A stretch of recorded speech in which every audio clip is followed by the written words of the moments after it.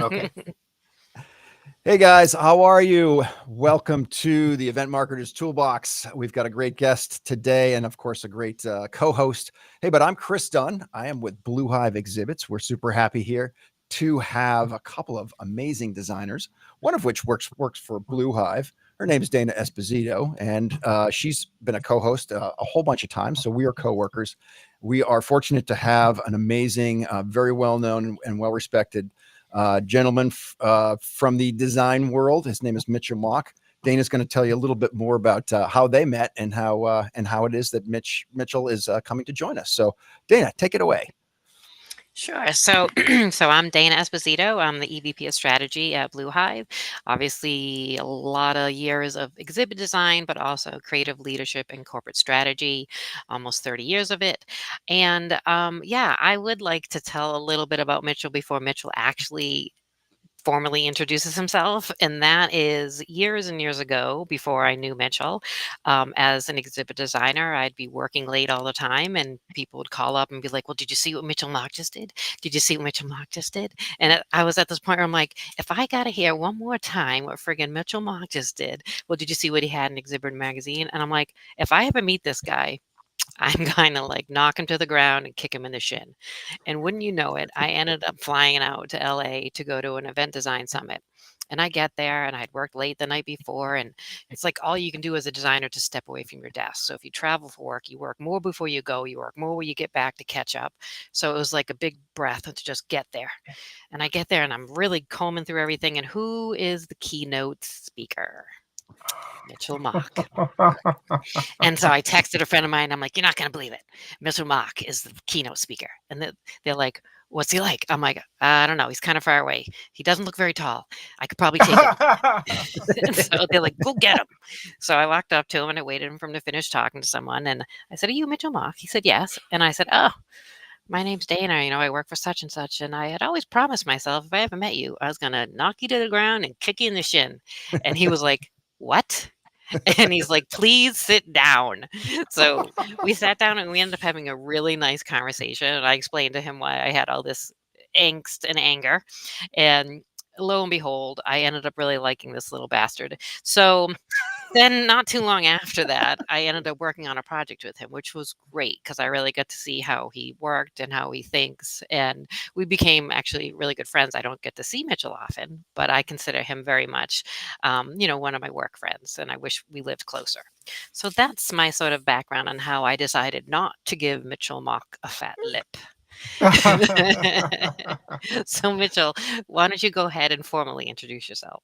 Okay, well, that's an interesting introduction. Yeah, I was kind of stunned when I heard that, but I appreciate the lack of violence in our And the honesty. yeah, and the honesty. Yeah. Um, my my background is I grew up in a family where design and creation was really, really important. My uncle took portraits of Picasso during World War II. So, Wow. you know, being mediocre in the design field was not going to happen. And I went through college and got a degree in graphic design and packaging, and that was sort of the start of it. And then worked several jobs in graphic design. Got into the Silicon Valley, and everybody needed the same thing. They needed a logo, they needed a software box, and they needed a trade show exhibit. So it's like, man, I can do all of that stuff. And so the idea that the design looks like it's from one hand or one brain was very important, even though there were different people doing it. And I got a chance to do some trade show exhibits, and everybody flipped out. And I was like, oh, well, this is cool, because I had no training at it at all. And so it was great. It was great because here was a space that you could design anything that you wanted as long as it communicated a message. And so that was really, really fun. And I really enjoyed the freedom. And it's like, well, it doesn't have to be a trade show exhibit. Let's design a piece of communication, And so that's what I ended up doing. Yeah. Wow. Before we go too much further, because I have a couple of things I want to let people know about Mitchell that he won't say about himself, because he's too humble, which is, of course, his adorable quality, and especially in a designer. Chris, do you want to do our little commercial before I hog up air? Yes, I'll get that in because we never know how much air you're gonna hog up. So, yes, before we jump into the meat and potatoes, as it were, in this great conversation we're going to have with Mitchell, a couple things. So, first of all, this is a live show. We hope there's some folks out there who are, in fact, watching and participating. Drop your questions in. Let us know where you're checking in from, and let us know your questions, and we will do our best to work those in. We have two sponsors. Dana and I happen to work for a wonderful creative agency. It's called Blue Hive Exhibits. We have a location on the East Coast, Boston area, West Coast, Las Vegas. And we like to think, at least amongst in our own walls, that we are a really great size for multiple sized brands, whether you're a well-funded startup or if you're a multi-billion-dollar global corporation. We're bigger with more resources than a boutique, and yet we are small enough when compared to some of the real big guys. You're not a number with us. You're an important person. You're an important client. So we like to feel like we've got a right sized business model of a little over 100 people. We're deep, but we're also very personal. And then secondarily, we've got a great agency that actually helps us put this program on. So I met the folks from Fist Bump a couple of years ago. The founder, Brandon Lee, and I became friends. I started doing some coaching work with him to help up-level my LinkedIn game, Blue Hive's LinkedIn game, and ultimately led us to a great conversation about how doing a podcast or a live show like this can be a great media channel to become well known, to build your reputation, become a thought leader in your industry. And so that's been the goal, is to create honest, conversation, authentic conversation with event and trade show professionals from all different areas of the world. Last week we were talking to a great guy, Jacob, who specializes in pickleball activations at shows. And here we are this week with world-renowned and award-winning designer Mitchell Mauk. So it's been really fun to put this together. We are on episode number 37. It gives us great opportunities to have conversations with folks, and it helps us create amazing content that we can then share. So that's a little plug for Fist Bump. So I'm going to kick it back to you, Dana, because as you mentioned, you've got some things that you're going to jump in with on Mitchell right away. Yeah. So before we actually get into the meat of it, and because Chris and I both have some very specific questions for Mitchell about, how he processes and goes about coming up with, the design as a communication tool is, so I feel like COVID sort of set some of the design, uh, knowledge. Like, we in our industry, we all know each other, right? And Mhm. also through the EDPA, there's a mentorship program that I help manage with Justin Dworak, with Bemidji State University and FIT in New York City. And so I started this industry back in like 97. So as years went by, I would hear of people like Charlie McMillan and Mitchell Mauk. And they were from all the other designers' perspective, they were the ones that we were like, we need to pay attention to how they execute their projects, because we knew that they got it. We didn't always have maybe a project that had the budget that maybe some of those did that made into like Exhibitor Magazine or awards, but it was always something that I know designers were looking to help level up their game and be really successful on behalf of their clients. So with COVID, I just feel like that was just a chunk of time to kind of, some of the younger people, I'm like, you don't know who Mitchell Mauk is? I'm like, excuse me, hold on, we need to talk, right? That's another reason why I'm really excited to have Mitchell here as a guest. Just so that some of the younger designers have an opportunity to the exposure to some of the things he's going to talk about today. And also, I would love for people to, whether other designers at other exhibit companies, trade show and event managers, Google Mitchell Mauk and look at some of his design work in the past. And there was a book that came out. Go to Exhibitor Online, plug his name in, you'll see projects that he executed that came up. He's award winning. His designs are very, keep it simple, stupid, and that's a very powerful thing, because people can understand very quickly what a company does, and why you'd want to work with them, through the language of the design structure, which is really important. Also, he's been a speaker at Exhibitor Live teaching sessions. He's been a speaker at event design summits. He's been the keynote speaker up at Bemidji State University at one of their TAD Talks. And those are just the ones that I know about, right? So he's not going to tell you all this. He's not going to tell you he's an award-winning designer, and he's not also an egotistical jerk. I would tell you that. He is not. We would not be friends if he was built that way. Mitchell, did you know this was like going to be like a roast? I'm waiting for the other shoe to drop. He's also, he has had his own design studio out in California and San Francisco for years. And he's mentored a lot of young designers coming up. And even years ago, when I reached out and asked him if he'd be a design mentor for one of our students, he said yes. And then he even took her on as an intern. And all of the designers my age were like, what is happening? Like, this person gets to be an intern with Mitchell Mauk. So it's just very cool. And I want people to understand how much of an impact Mitchell has had on our industry, and that the designers really appreciate it. In the beginning there, I was frustrated with him because people are always calling me and say, your design is nice, but did you see what Mitchell did? So it's like constantly revising because something they saw in a magazine that had a way better budget, right, than what I was working on. So that's why I was frustrated. And I was like, okay, this guy needs to be stopped. And then, of course, I ended up really liking him, and I was like, son of a monkey. But so that's some of his background that's just really important. I'm not just trying to blow smoke. He's a good person to look at his work because it's very educational when you're trying to understand why an exhibit should look a certain way, and and how that's important to how a human's brain takes information in. That's my spiel. All right.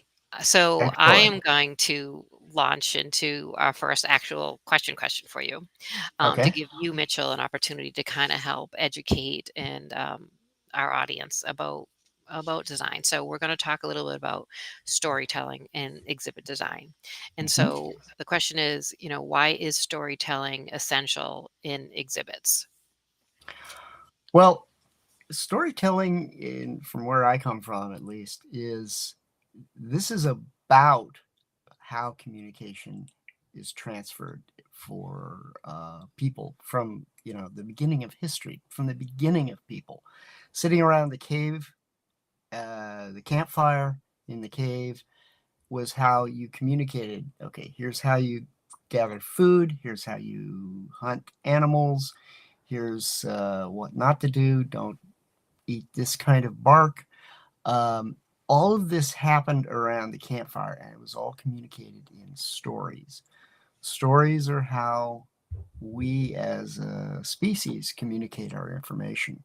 And it's like you want to engage people that are on the in the show floor, because if you just put up a big box that says, don't you love our product? Come by. That's not going to engage anybody. It's going to not make anybody feel like they've been included in it. And so sharing those stories is the baseline, at least for everything that we try and do. We try and get in there and say, okay, here's the end result. How do we get to that stage through our stories? And so you're giving a series of events and unique conversation that happens on the show floor with those stories. And that's always a key. And one of the cool things about that is, at the end of the day, I find if I have depicted the story, if I have depicted the communication, the exhibit doesn't look like anything else on the show floor. Nothing. It's like, well, we followed the directions, we followed the information, and it led us to something that, won an award or got a new client or something like that. Mhm. But you really want to be able to say, here's how we supported your messaging with this thing that gets built on a piece of concrete. Mhm. I was always proud of I know this sounds weird, like proud of a client, but it you must have always been really good at verbalizing that stuff to clients because some clients ask for that, they want to be really different. They want to stand out. But there are different levels of where all those adjectives actually really fall. And also like where their creative bravery lands. But it Yeah. seems so many of your clients, you must have been able to verbalize that really well because you've had some really powerful exhibit design solutions where it's exactly you said, it doesn't look like anything else. Um, they don't look like everyone else in their industry, don't look like everyone else on the trade show floor. And looking at it, that was a deviation for them from their normal. And it didn't blow up their brand. It didn't do any of that, but it's so different from everything else. Yeah. One of the things that the way I approach that is I actually don't talk about it. I don't talk about, well, we used red and it's triangular and it has perforations. We don't talk about any of that. The entire focus on the presentation is, here's how we're going to communicate your message, your unique selling proposition. Here's how we're going to explain it to the people on the show floor who, there's all kinds of chaos there. And if you get to the end of the presentation, it's like, well, the guy said that he was going to do all this communication. I guess we better do that. And I don't really talk about why the design looks like what it looks like. So Yeah. that's been my philosophy from the beginning, and it's stood me in Yeah. Yep. well. Can I jump in just with a quick question on that? And we also actually Travis Stanton has joined us, so he's a big fan. He's got a handful of designs that he loves, but wants to know what's your personal favorite. We'll get to that later, Travis. Mitchell, question for you: just when you're working with the brand and you're trying to tell their story, do they have clarity on what that story is already? I mean, I guess the bigger the brand, the more work they've done with agencies and the refinement. But I'm curious, like, do brands sometimes think they're saying one thing, but you in the conversation and design process with them, you almost unearth it needs to be tweaked or it needs to be Sometimes, adjusted. Yeah. sometimes they understand, um, and sometimes it's like pulling teeth to Mm, get the information out mm, of what they want to communicate. And sometimes you just like, okay, here's what we're gonna do. you know, we're gonna do this because I know that we can communicate this. One of the things about all these messages is some of them don't really gel on the show floor. It's like it's too ethereal, it's too soft and fuzzy or something. Um, and so you know, I try and follow as much as what they're giving me, but sometimes it's like, oh, I know. Here's your presentation. Here's your communication that you want. That's not going to work, but here's what we can do. And so, because the trade show, the communication that happens in a trade show is unique. It's like being stuck in 30 infomercials all running at the same time. mm. You know, this anarchy, and so that's really important. Yeah. Well, the projects where the clients trusted you, it's really obvious. They're the ones that stand out and just seem to be the most powerful. So I love that. Mhm. Okay. Um, we're going to do something different today. Mitchell's actually going to be showing some imagery. So I'm assuming you'll going to be pulling those up because I was going to ask you about examples from projects, maybe like NASA or Google, McDonald's, whatever order you want to talk about some of those, maybe talking about some of the attendee engagement and the brand messaging. Yeah, some of those. Google is still under an NDA, so I can't can't say anything about that. Never happened. Never happened. But Never even heard of Google. I have no idea what that is. Yeah, I am going to replace that with Apple. So okay.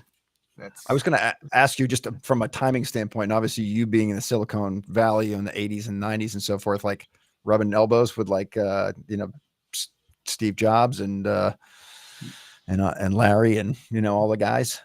Yeah, never met Larry. But I worked with Steve Jobs. I worked for a consultants firm that for 5 years in Silicon Valley, and most of what we did was for Apple. We did all of the brand identity for the Apple Lisa computer, which was the predecessor to the Mac. Everything that a Mac became was in a Lisa computer, which was a $10,000 computer instead of a $2,000 computer.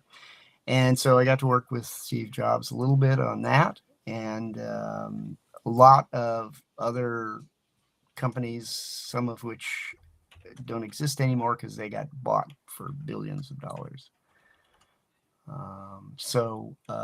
But it was an exhilarating time. You went in every day into work and you were going to invent the future. You had no idea what was coming, but it was really exciting, and it was a great opportunity. Yeah, that's super cool. All right, I'm going to share my window here. All righty, sounds good. Juana's behind the scenes. She's going to help pull that up. All right. And we'll do our best because we know a lot of folks will be consuming this content via podcast and not necessarily looking at us or watching us in the future.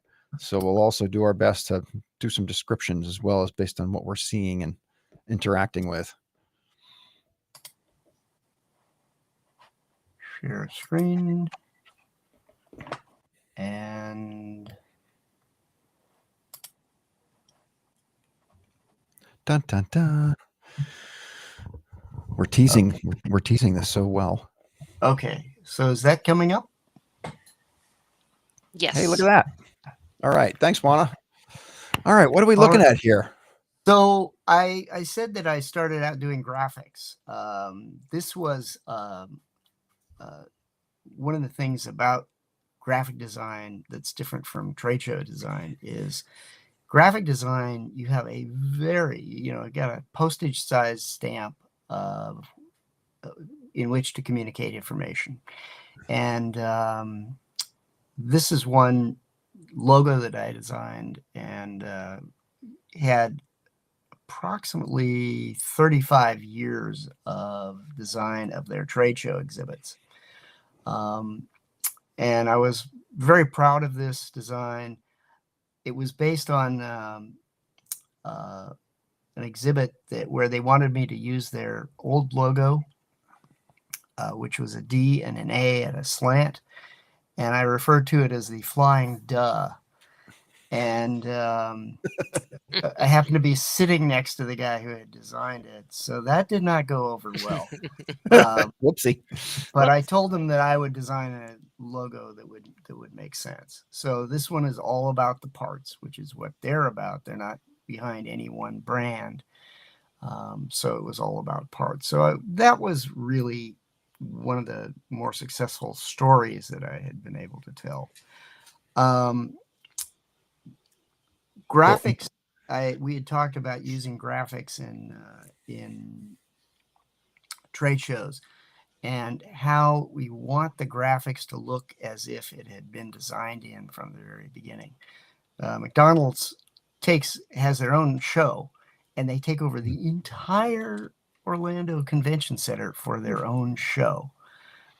Massive, and we designed it for 10 years, and you're just like, You know, so often we're confined to 400 square feet. Well, here was like, you know, how many tens of thousands of square feet do you want? It was It's a like, big canvas. yeah, yeah. But I remember how I got the project, which was, you know, sitting by the telephone waiting for somebody to call, and I get this call, and it's, hello, uh, this is McDonald's. You've heard of us? And it's this heavy Swiss German accent, and so that led to 10 years of working together. It was great. So this was all about taking a graphic design and blowing it up and making it in 3 dimensions. Great.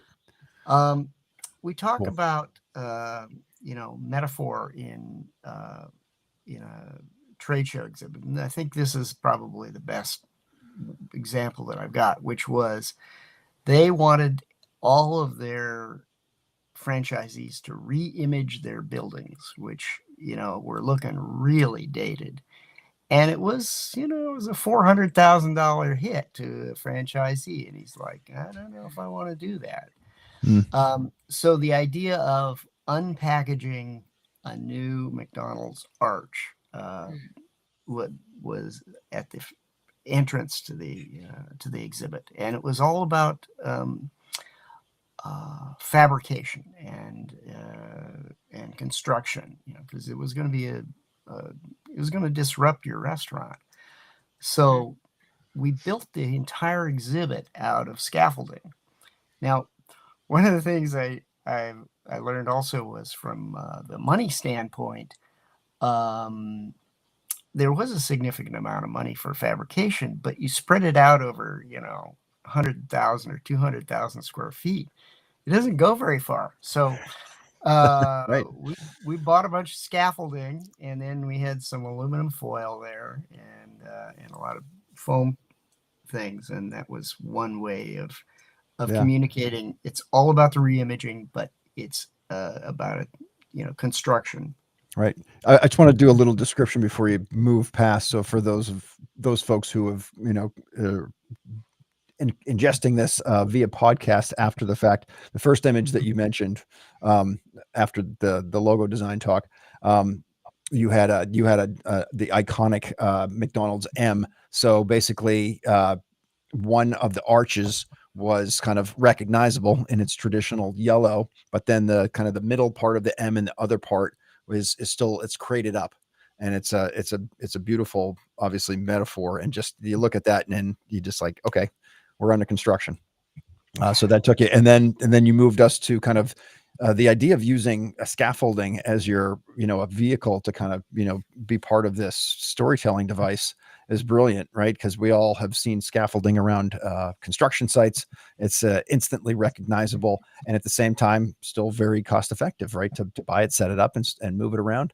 So you've got these 3-dimensional foam letters that say reimagining hung across a very, looks like a, I don't know, 100-foot long wall or something like that, but very, very imaginative usage, non-traditional materials. Like, yeah, just kind of hits you right in the face. Awesome stuff.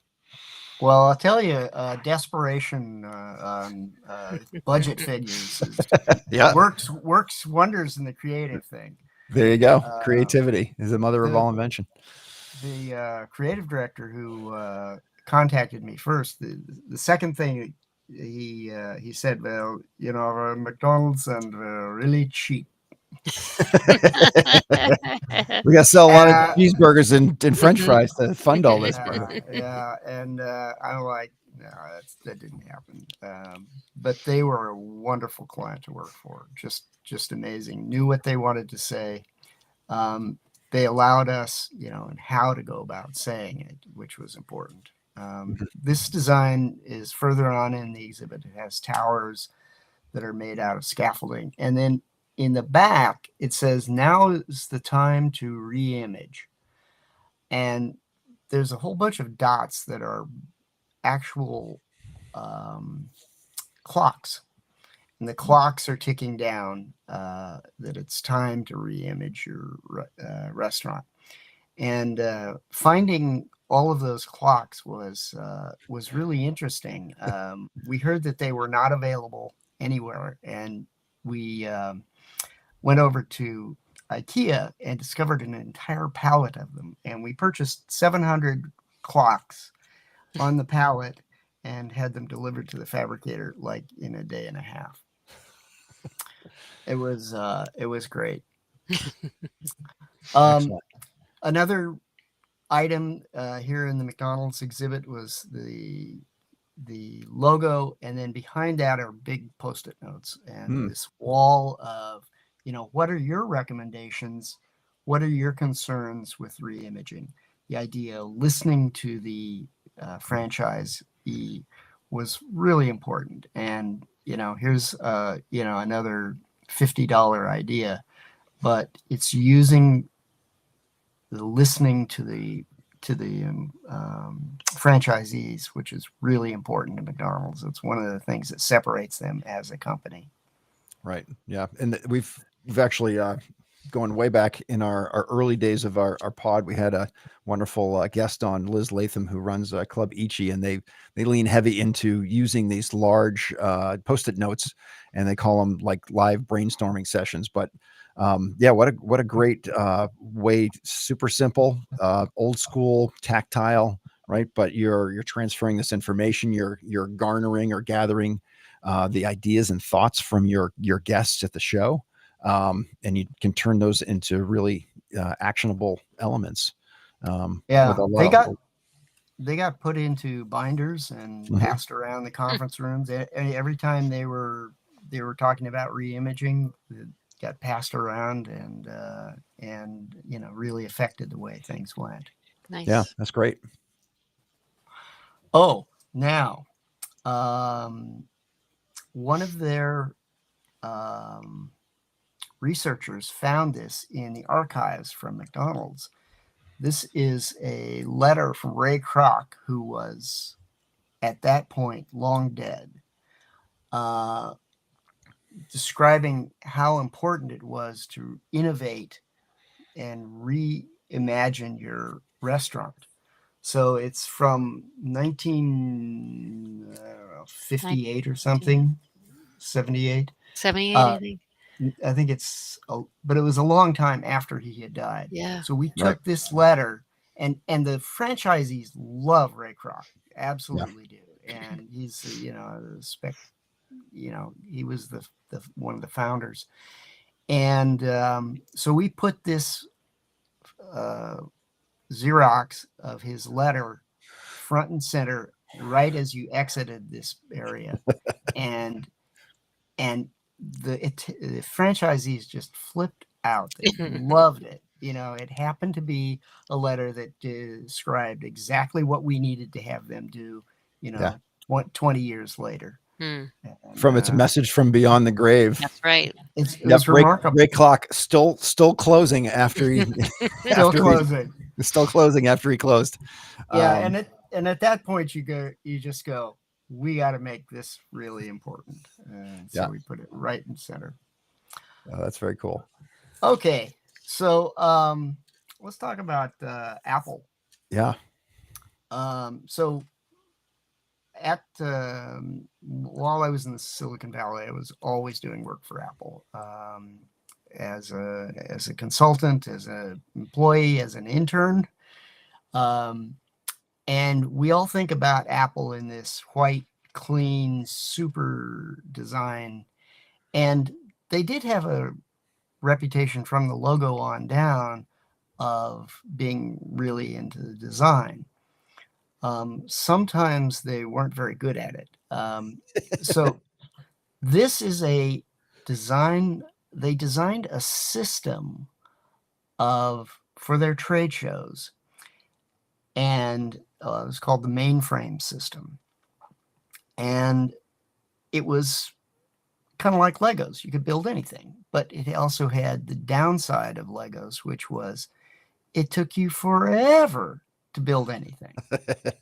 And when you're on the trade show floor, you've got people that, are in a hurry. You got a certain number of days. This thing was heavy. And So I won a competition to redesign the mainframe system. Okay. And one of the other problems that this had was, there's like 12 messages there. Right. And You know roughly what year that was, Mitchell?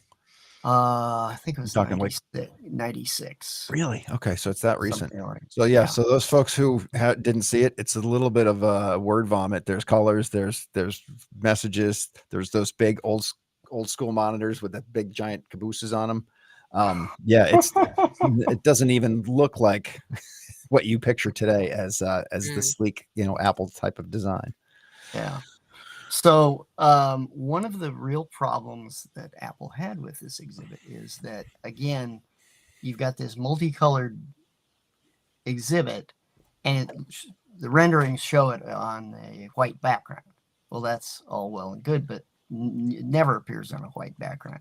And when you put it into the context of a trade show environment, it is the perfect camouflage. Yep. It blends in.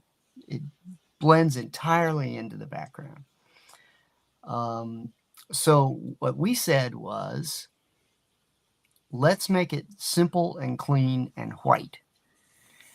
And when you put it against this visual anarchy, it stands out because of its simplicity. And so what we designed was one of the first implementations of that white. And this is what we ended up with. So this is the system. This is the same system, but simplified.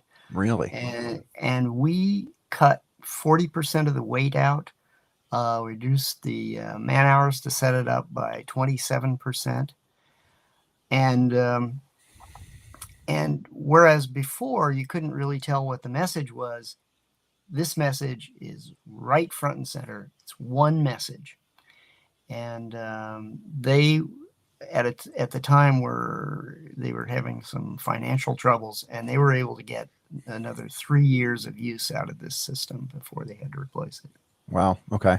This is amazing. So it looks, if I were to see this today, I would say, oh, it's a big, fabric light box or something. I'm sure it wasn't at the time, or is that internally lit?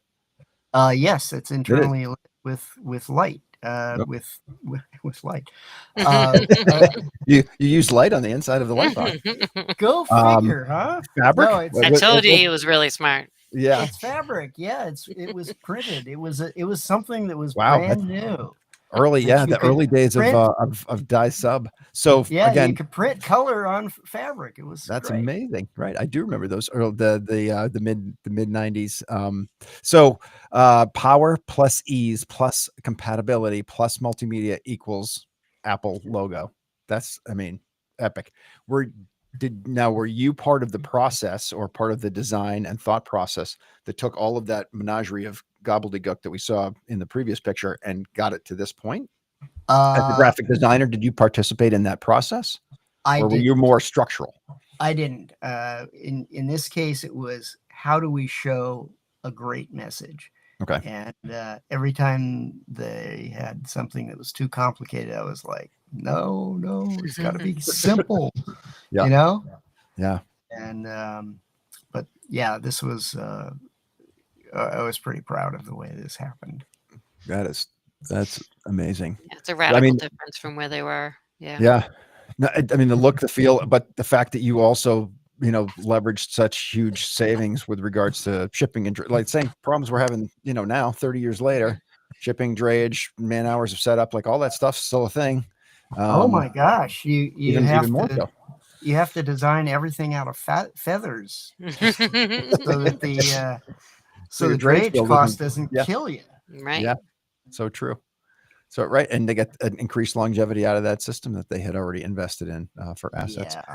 So what you were talking about earlier is amazing because it's so simple yet true. And I know when we create designs, Dana and her amazing team, typically we're showing it on a field of white or black or something like that. But the reality of the noise in that trade show hall is you called it anarchy, right? It's visual pollution. There's just all of the exhibits just kind of meld together, and your eye has no idea where to go because there's so much stuff, Yeah. right? So showing, what the reality of the background is kind of brilliant, right? And saying, well, let's see, we can see easily what doesn't work. Let's see what does work.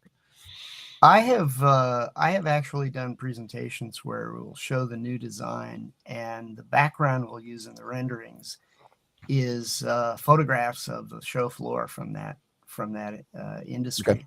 Same show or same industry. And we Photoshop it in behind, and all of a sudden, oh, that's something that looks so simple, like the Apple rendering that we did. It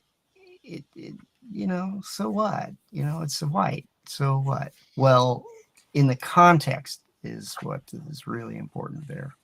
Yeah. So what we did, we reduced the message to absolute minimum.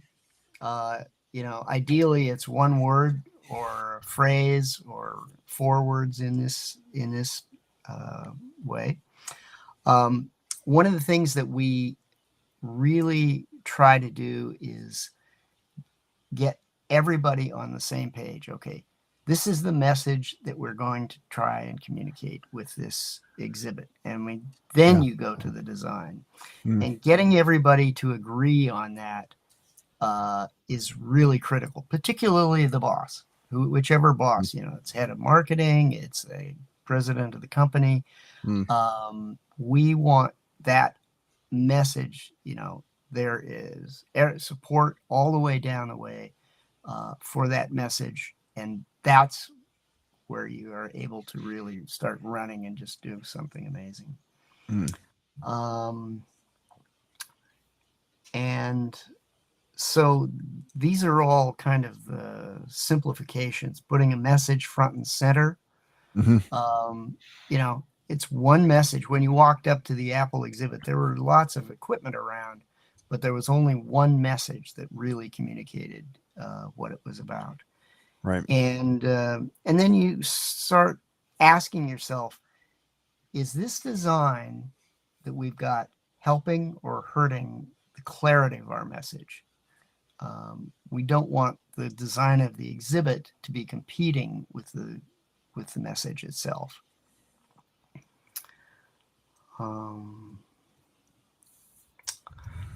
Okay, so this is going back to the first logo that we showed, the Duncan Aviation. Now, fortunately, I was dealing with Robert Duncan, who is the family that owns Duncan Aviation. And so we came up with an exhibit, and right and left here you can see portraits. So these are portraits of their people. And as we were walking around the hangars in Lincoln, Nebraska, with the marketing guy, we had lists of things that they wanted to communicate. And one of his comments, which was off the cuff, he says, what's really important about this company is the people that work here. They stay here forever, and they're high quality people with high quality education. They do a great job. And I'm like, great, that's it. Everybody agreed that was the message. And it was just an offhand comment. So we designed this exhibit. It's made out of perforated metal, powder coated, and all meshes together. And on the right and left, you've got portraits of some of the employees. There's 12 portraits, and 3 or 4 people from the interior shop, 3 or 4 people from the paint shop, 2 people doing design, etc. And so I did the presentation, and everybody loved it. And then somebody in the back goes, well, what about the rest of the people? The people who aren't in those portraits. And so what I did was I took this center post, and it has the signature of every employee in the company. is done in gold on this black tower. And wow. It was a really powerful statement in a trade show full of pictures of airplanes. We had no pictures of airplanes in our exhibit. And at the time, they had the Flying Duh logo. And I was like, yeah, it's too ugly. It's too ugly. I can't use it in the exhibit. It's going to wreck the whole statement. And so the logo. Sorry, your logo's too ugly. Your logo's too ugly. Yeah. I didn't know you weren't supposed to do that with clients. But Speak your truth, Mitchell. Truth. Yeah. So I used this placeholder type.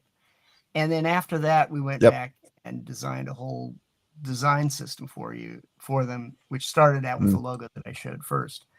And unfortunately, when you do a really good logo, it becomes part of the industry. And so for 35 years, I haven't been able to redesign anything on their identity. You're like the Maytag repairman, right? He's got nothing to do because he built his first product was too damn good. Sitting around waiting for it to age doesn't work. Yeah. So that's let's camp on this for a hot second.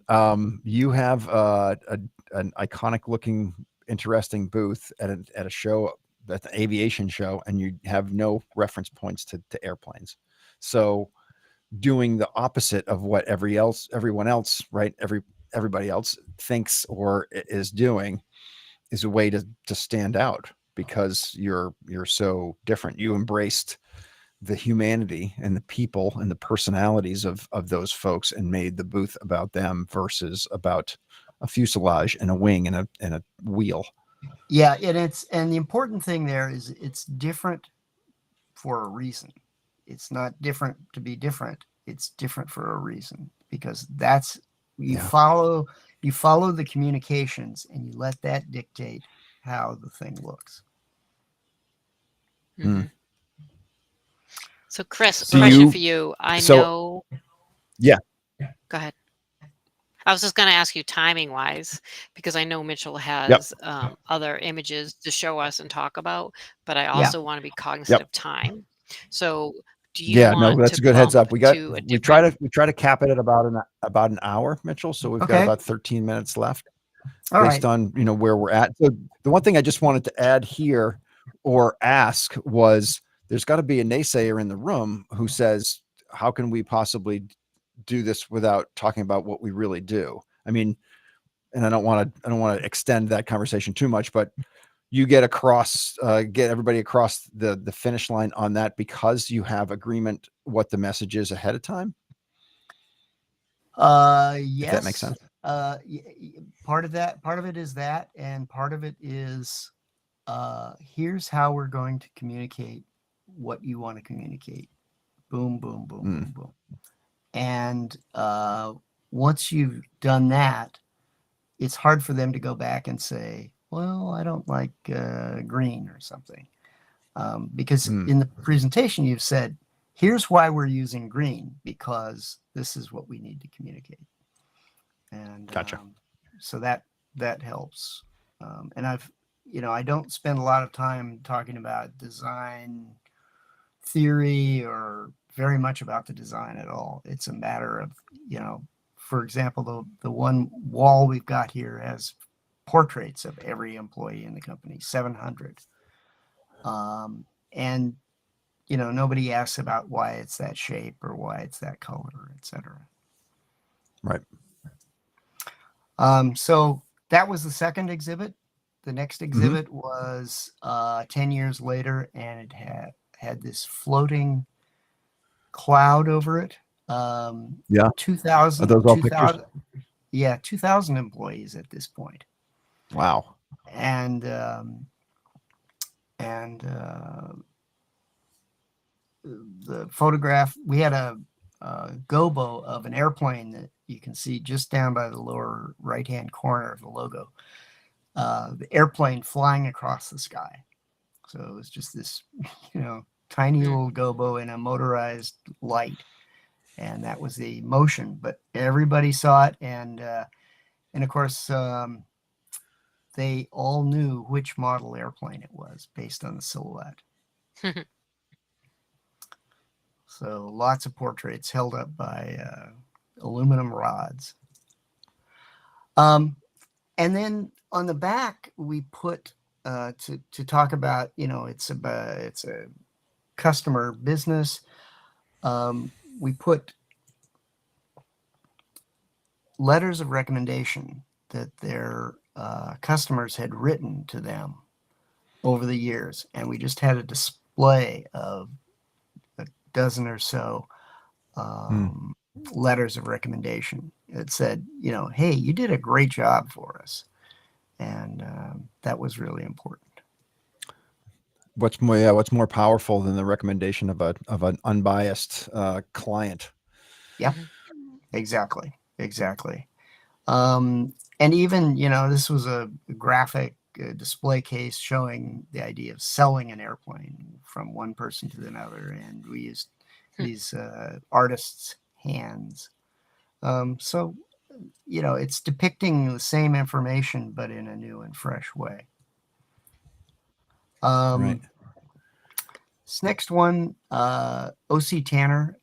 This is HR. I'll flip through this pretty quickly. One of the things that was important here was that everything was moving. And he had this giant Frankenstein switch up front. And so that was moving. We took their graphics from their corporate brochure and enlarged them, depicted it. And the person in this pot is growing up, and it's motorized. So it raises up out of the pot, and it says, "Grow your people." This was motorized also, I believe. Mm-hmm. And high five. And high five, and the motorized hands. And so that worked really well for this company. And then I think here. Okay, so this is I'm going to skip ahead to NASA.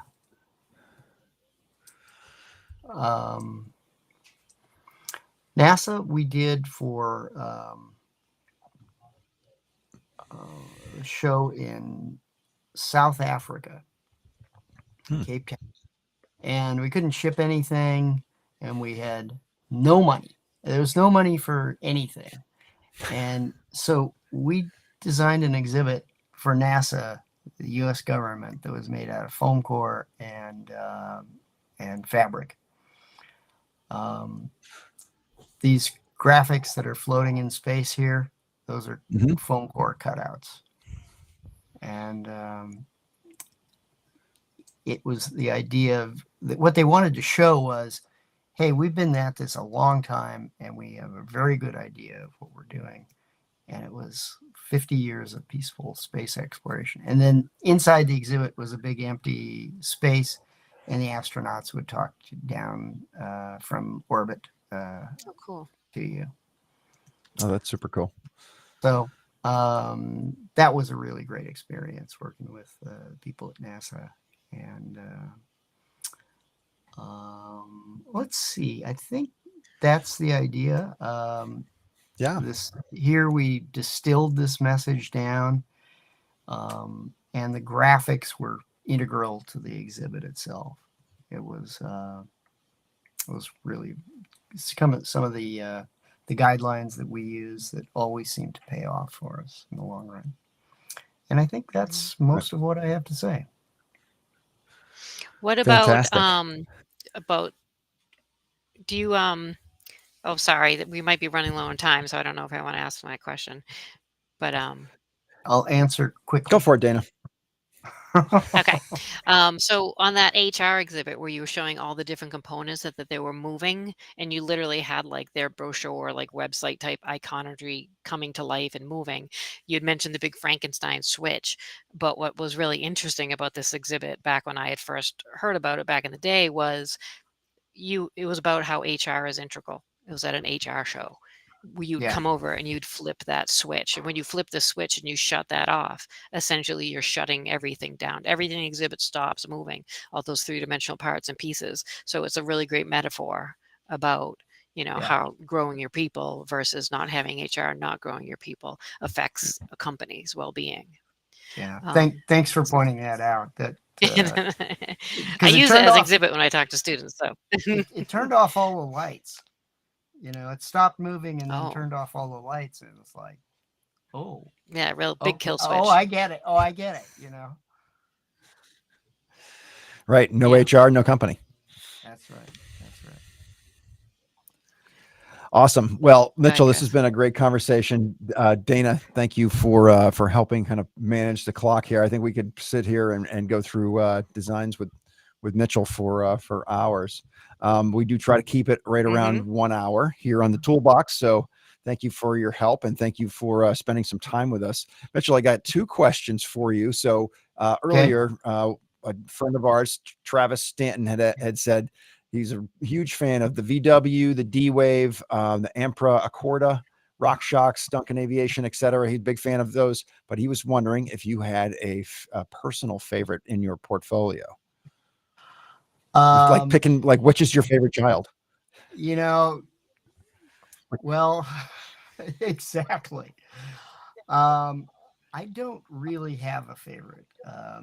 For me, the favorite has always been the next one. It's a great opportunity. Is a space that unlike business cards, it doesn't. You don't know what it has to look like. So I get a Yeah, rush out of a trade show environment, and I think that's always been the answer. It's the next one. What can we do next? yeah.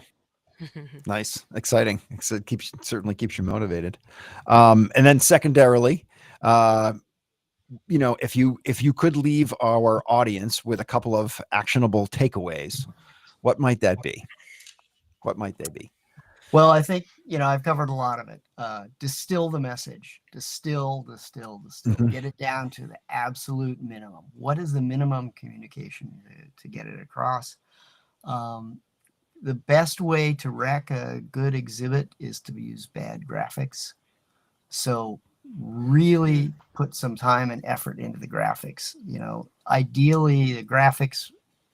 My background's in graphics and trade shows, so I just sort of do Mm, it. But if you've got a graphic designer and a trade show designer, have them work hand in hand, preferably side by side, to get them to work together.